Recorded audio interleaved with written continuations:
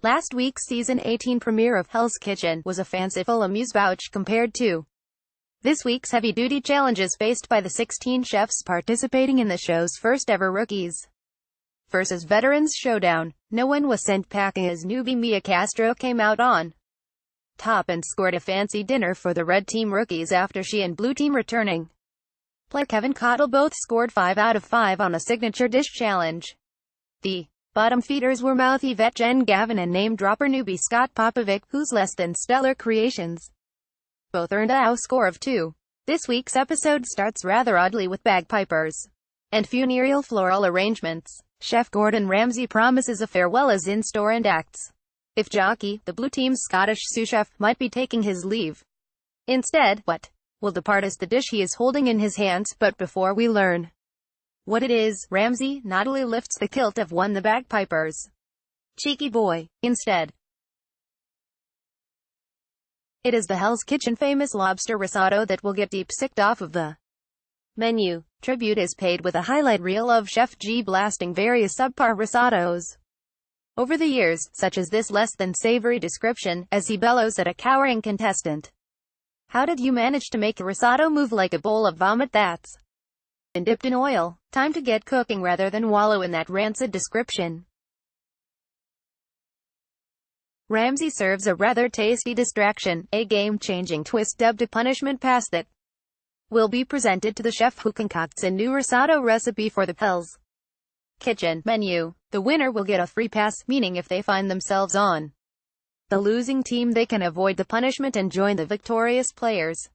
With that incentive, the chefs race to grab various proteins for their creamy rice concoctions. The Rookie Team's snark queen Gizzy Barton, however, decides to go against the grain and do an all-vegetarian version. Veteran Brett Hauser gets a bad case of braggadociousness, proclaiming he makes asparagus and shrimp risotto 5 times a week and can do it in his sleep.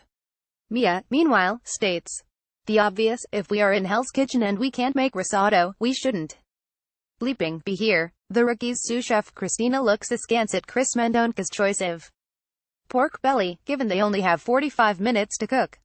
"We make this at Gordon's restaurant and we slow cook it for 36 hours. Just then, Ramsay calls 5 minutes. Will he be doomed by underdone bellies? Tasting time. Rookie Kanye Houston is hungry for that pass. Just in case if we have to eat cow testicles or something. Ramsay steps back and allows Christina and Jockey to narrow down the field of 16 dishes to just 4 from each team. The 8 servings of risotto that make the cup. Surprise. Chris Pork did not go belly up as he pairs it with a runny poached egg. Ramsay notes, "It doesn't look like a risotto, but the flavor it punches is great." Chef G then relishes T. Gregory's scallop risotto with leeks and tomato. She explains that it is finished with a little bit of green tomato relish. Ramsay initially questions the choice, but eats his words. The green tomatoes really give it that different dimension. The scallops are cooked beautifully. She knocks out Chris. Gizzy's risky vegetarian variation of risotto is next. Ramsay questions that the dish doesn't have backup from a great protein. It doesn't have before pork, a vegetarian dish in Hell's Kitchen? There's no way. But before he can say what he really thinks, it is time for a commercial break. We're back. So will he love it or leave it? It's delicious. It lifts the palate up. Sounds like amore to me.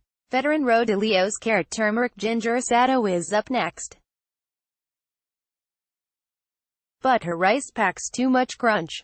However, Rookie Mia's sweet tea and basil risotto with crunchy pancetta hits the spot as it gives Ramsay a case of the munchies. Does it beat Gizzy's no-meat treat? It definitely does. Veteran Ariel Fox serves her pecorino and wild mushroom risotto, and receives a dismissive "take your dish back."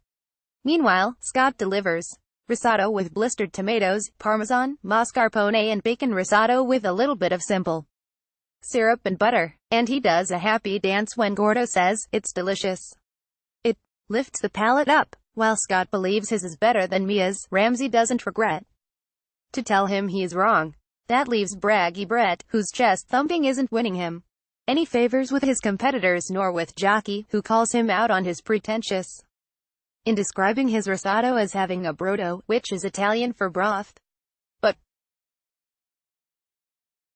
ultimately, Chef Ramsay is all that matters, and he declares Brett's grilled shrimp with charred asparagus tips and seafood and tomato brodo, broth, with parmesan to be the winner. His will be the recipe that goes on the menu, along with snagging that punishment pass. Dinner is served. We think Brett goes to the lounge area after crying with joy, and notes, it's an individual win but it's a W for the team.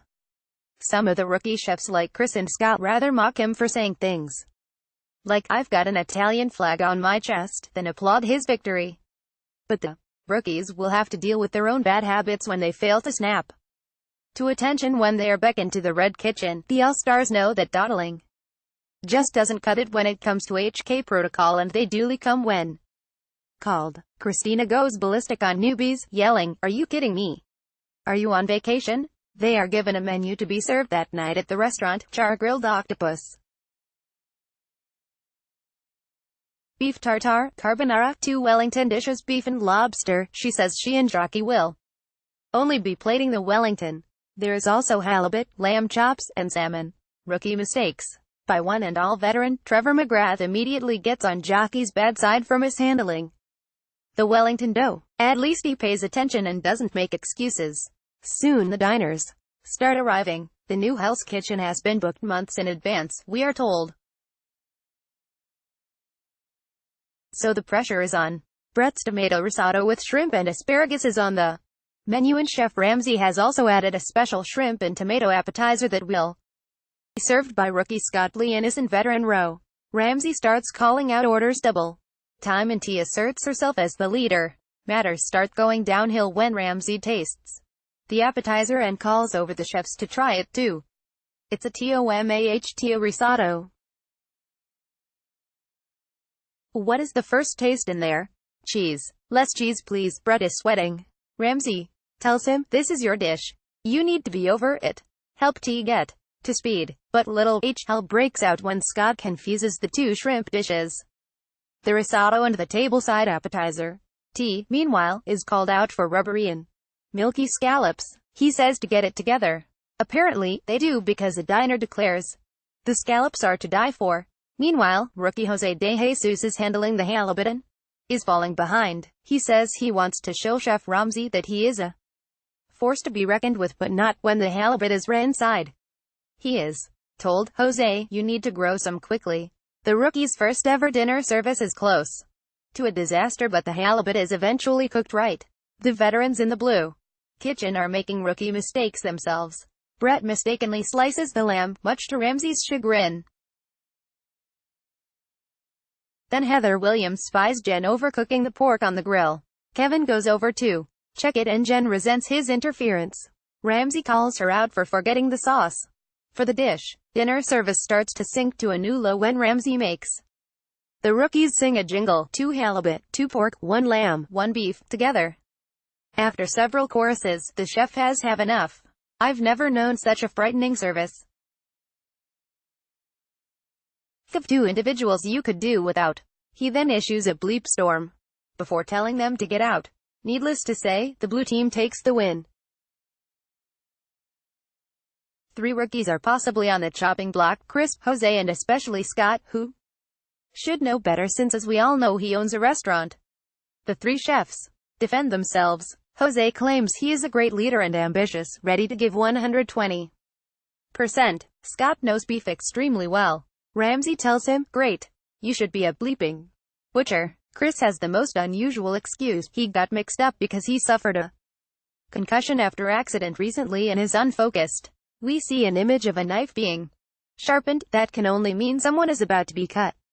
Ramsay makes a decision. Jose and Chris get back in line. Yes, rookie Scott is the first casualty of the season. It seemed as if Ramsay had it in for him since the beginning, after he so casually mentioned working with such master chefs as Eric Ripperton, Thomas Keller. Gordo can't help but deliver one last burn as he strips Scott of his coat, even though Scott has worked with some of the biggest named chefs in the world. I know I won't remember him by tomorrow. Coming up next week, Mia cries in this episode that, as we are told, everyone will be talking about. Meanwhile, Jen gives lots of lip to Ramsay, and he drops a bunch of dishes in anger.